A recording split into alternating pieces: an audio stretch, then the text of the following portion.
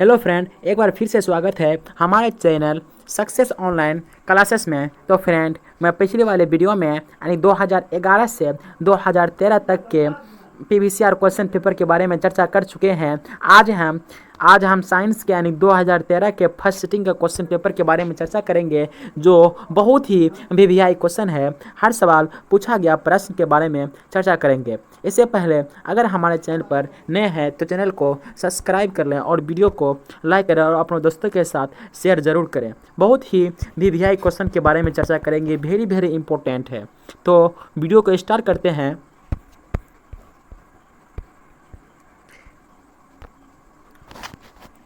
यानी कि इसमें जो है ना निर्देशांक जो दिया हुआ है, ये प्रत्येक प्रश्न पर 1 अंक है। पहला ऐसा ही क्वेश्चन आता था, बहुत ही वीवीआई क्वेश्चन है, ग्रुप ए और ग्रुप बी में जो आता था। इसका पहला क्वेश्चन है कि विद्युत चुंबकीय बनाने के लिए प्रायः किस पदार्थ के क्षार का उपयोग किया जाता है।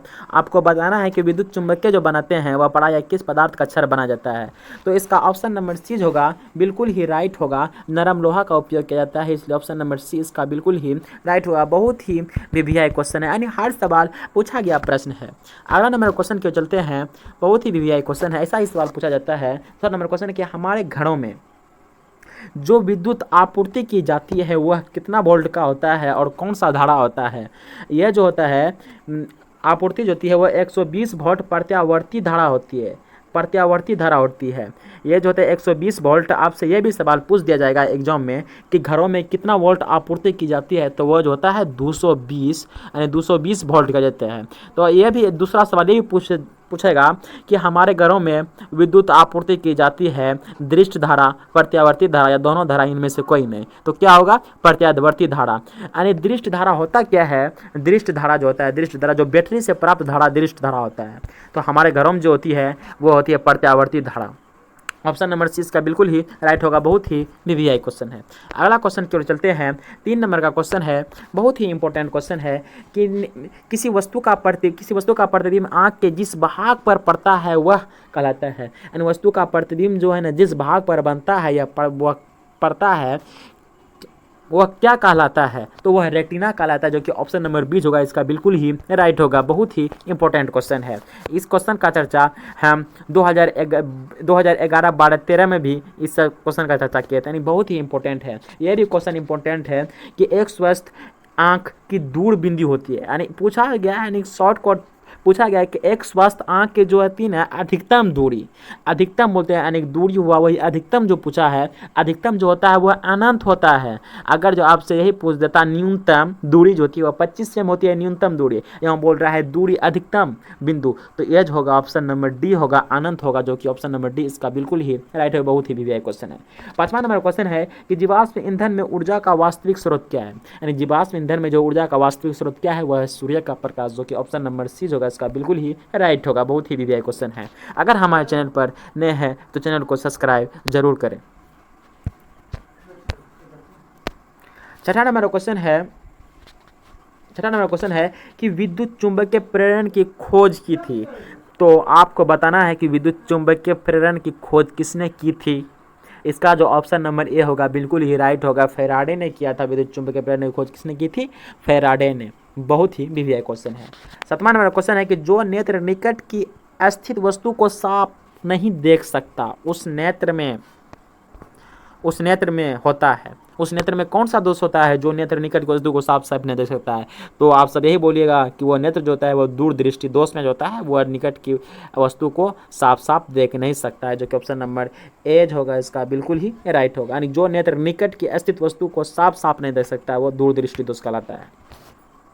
अगला नंबर क्वेश्चन है कि समीकरण CaCO3 को ऊष्मागर्म जब किया तो CaO + CO2 किस प्रकार का अभिक्रिया है। जब यौगिक टूटकर दो से अधिक यौगिक बनाते हैं तो वह वियोजन अभिक्रिया कहलाता है। तो यहाँ एक ही यौगिक टूटा है और क्या दो से अधिक यौगिक बनाया है, तो कौन सा अभिक्रिया होगा? वियोजन अभिक्रिया, जो कि ऑप्शन नंबर एज होगा। इसका बिल्कुल ही राइट होगा। अगला नंबर क्वेश्चन है कि साग सब्जियों में विघटित होकर कंपोस्ट बनाना किस प्रकार की अभिक्रिया है। साग सब्जी में जो है ना कंपोस्ट बनाना किस प्रकार की अभिक्रिया है? यह ऊष्माक्षेपीय अभिक्रिया, जो कि ऑप्शन नंबर बी होगा। इसका बिल्कुल ही राइट होगा। बहुत ही इंपॉर्टेंट क्वेश्चन है। अगला नंबर क्वेश्चन की ओर चलते हैं। 10 नंबर का क्वेश्चन है, 10 नंबर क्वेश्चन, निम्नलिखित में से कौन सा विजातीय यौगिक है? विजातीय यौगिक जो है यह प्लास्टर ऑफ पेरिस है। यह भी प्लास्टर ऑफ पेरिस का सूत्र भी पूछ जाता है एग्जाम में। प्लास्टर ऑफ पेरिस का सूत्र जो होता है CuSO4 into half H2O, CaSO4 into half H2O, यह इसका सूत्र होता है। इसका ऑप्शन नंबर डी जो होगा बिल्कुल ही राइट होगा। विजातीय यौगिक जो है यह प्लास्टर ऑफ पेरिस है। अगला नंबर क्वेश्चन है कि निम्नलिखित में से किसका पीएच मान क्षार विलयन होता है? क्षार विलयन, यहाँ समझना है क्षार विलयन होता क्या है। क्षार जो यानी जिस विलयन का जो है ना 7 से अधिक होता है ना वह क्षार कहलाता है। 7 से नीचा जो होता है, 7 से कम जो होता है, जैसे कि 1 से लेकर 6 तक, 1 से लेकर 6 तक जो होता है यह अम्ल कहलाता है। और 7 जो होता है वह उदासीन कहलाता है। और 7 से ऊपर जितना होता है वह क्षार कहलाता है। इसमें आप सबको देखना है कि 7 से कौन अधिक है, तो आप बोलिएगा 7 से अधिक जो है यह डी नंबर का है, जो कि ऑप्शन नंबर डी इसका बिल्कुल ही राइट होगा। क्षारक कौन है? डी यानी 13। अगला नंबर क्वेश्चन है कि कौन सा अधातु कमरे के ताप पर द्रव अवस्था में होता है, यानी द्रव में होता है, अवस्था बोलते हैं इसे, कि कौन सा अधातु कमरे के ताप पर ही द्रव में होता है। तो यहाँ धातु पूछ रहा है, अधातु पूछ रहा है, तो अधातु जो होगा यह होगा बोरोमीन। इसी स्थान पर आपको इस स्थान पर धातु देते हैं कि वह कौन सा धातु है जो कमरे के ताप पर द्रव अवस्था में पाया जाता है, तो वह पारा होता, धातु पारा होता, लेकिन वो धातु पूछ रहा है तो यह ब्रोमीन होगा। इसलिए इसका ऑप्शन नंबर ए होगा बिल्कुल ही राइट होगा। बहुत ही वीवीआई क्वेश्चन है। अगला नंबर क्वेश्चन है कि शीशे और टीन का मिश्र धातु कहते हैं, और शीशे और टीन का जो मिश्र धातु बनता है वह सोल्डर बनता है, जो कि ऑप्शन नंबर ए इसका होगा बिल्कुल ही राइट होगा। 14 नंबर का क्वेश्चन है कि ऑक्सीजन के 2 परमाणुओं के बीच कितने आबंध होते हैं? ऑक्सीजन के 2 परमाणुओं के बीच कितने आबंध होते हैं? तो ऑक्सीजन के 2 परमाणुओं के बीच जो होते हैं वह द्वि आबंध होते हैं, जो कि ऑप्शन नंबर बी होगा इसका बिल्कुल ही राइट होगा। नाइट्रोजन में जो होता है यह 3 होता है। नाइट्रोजन में जो इस स्थान पर नाइट्रोजन में कितने परमाणु के बीच नाइट्रोजन पूछ देता तो नाइट्रोजन में 3 होता है, 2 जो होता है वह ऑक्सीजन में होता है। 15 नंबर क्वेश्चन है कि निम्नलिखित में से किसे आप उपभोक्ता की श्रेणी में रखेंगे? तो उपभोक्ता के जो श्रेणी में रखेंगे वो जंगली जानवर ही होगा उपभोक्ता की श्रेणी में, जो कि ऑप्शन नंबर सी होगा इसका बिल्कुल ही राइट होगा। 16 नंबर का क्वेश्चन है, बहुत ही वीवीआई क्वेश्चन है, यानी बायोलॉजी क्वेश्चन है कि कवक में पोषण की कौन सी विधि होती है? कवक कौन सा पोषण होता है? कवक जो होता है वो मृतोपजीवी होता है, जो शरीर के लिए अपशिष्ट पदार्थों से अपना भोजन को प्राप्त करता है वह मृतोपजीवी कहलाता है।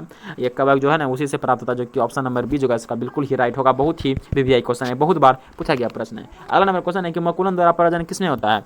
मुकुलन द्वारा प्रजनन जो होता है वह ईस्ट में होता है, जो कि ऑप्शन नंबर बी इसका बिल्कुल ही राइट होगा। इसका ऑप्शन नंबर बी बिल्कुल ही राइट होगा। बहुत ही वीवीआई क्वेश्चन है। अगला नंबर क्वेश्चन 18 नंबर क्वेश्चन है कि मानव में डायलिसिस थैली होती है।